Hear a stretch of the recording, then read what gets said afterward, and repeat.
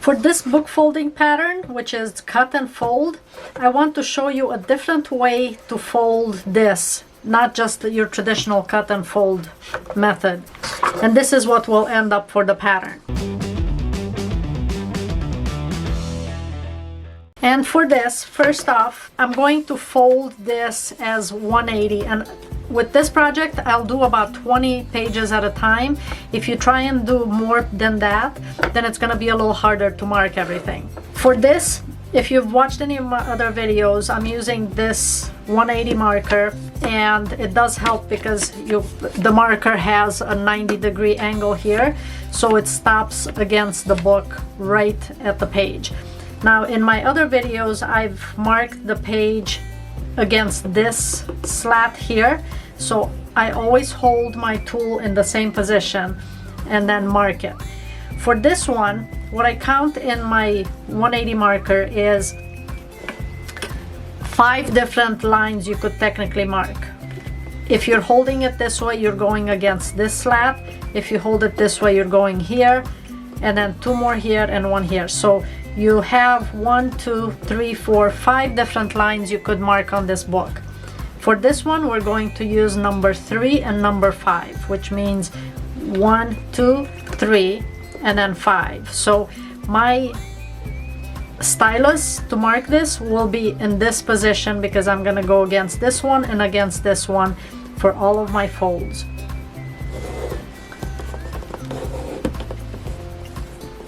And then here. So I have marked this on 2 different spots. If you look at the back of the page, I have a marking here and 1 here. And I will continue to mark this on the line for 3 and 5. And as mentioned, I'll do about 10 pages just so I don't have to keep switching tools. And this makes it so fast to mark this at the same location. Once you have the page marked, then I go back to the pattern. So now I've marked the first one actually. So 5 and 7, 8 is my first marking. Mark the first one, and that's where that first line is. And now we mark this based on the pattern, which is 5 and 7, 8. So I have those marked, and then I cut this all the way to the edge over here. Now once I cut it, usually you'll see it folded up to the edge of this, but I have my marking right there, so that's how far I will go with the marking for this. So this again is scored right there. And you could mark the same way, about 10 pages, and then do the additional folds.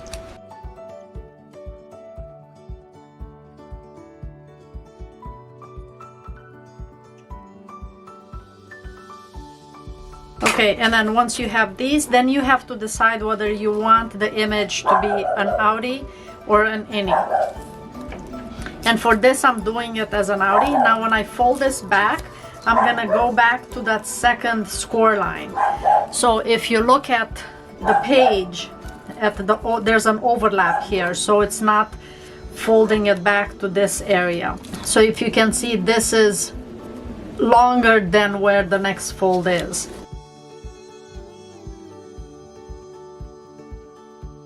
Okay, so I got to the point in the pattern where it's got the most number of cuts. So I wanted to show you this particular page just so you can see how I fold this.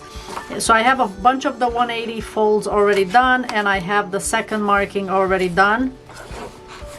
And just to share a quick tip with you, whether you're using my stand, which I have here, let me get this out of the way for a second.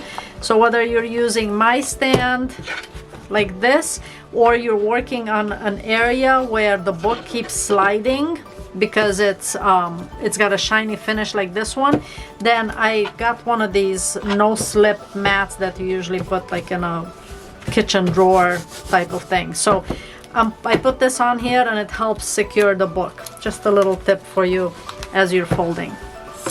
All right, so I will do this next page with the markings.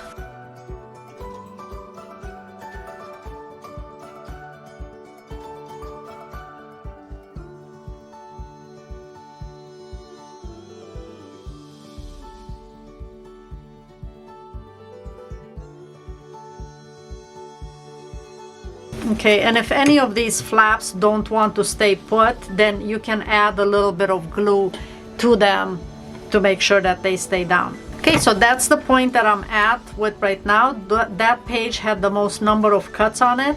From here on, it's fewer cuts, and I'm pretty close to, I'm about 6 pages away from the halfway point. Now, did it have to be this wide? You know, even the initial one or the second one? Certainly not. You can certainly do them whatever widths you would like for the initial fold and then the second scoring line. I just happen to use the third and then the fifth possible places using this marker. Okay, so now that it's done, I will show you the project. Now I could color these in, and I may add a little bit of color just to the hearts. To color these, I would just use marker because it would just be easy just to color the edges on both sides for this. But you can see how pretty it is having the different heights in it and how much it stands out. And I do like this amount of depth to it because it makes the heart stand out a lot more. I did do another video with just the elephant and the hearts, and it was a little more untraditional in terms of your cutting and folding idea for book folding, but I wanted to show you a different option. I will put the pattern for this in my Facebook group, so you can go ahead and join there to get the pattern for this particular fold. And I decided to add a little pop of color on the hearts. I always seem to want to add just a little bit of color. And for this, I just used a Sharpie marker to color, and I do want to color with it both the front and the back side of the paper because this is a fold, so your marker is not going to bleed through the page. So you do need to do both sides of the fold. So I had the image without coloring it, and I thought I would add some color after all, just to see what it looks like. So here is the design with the color.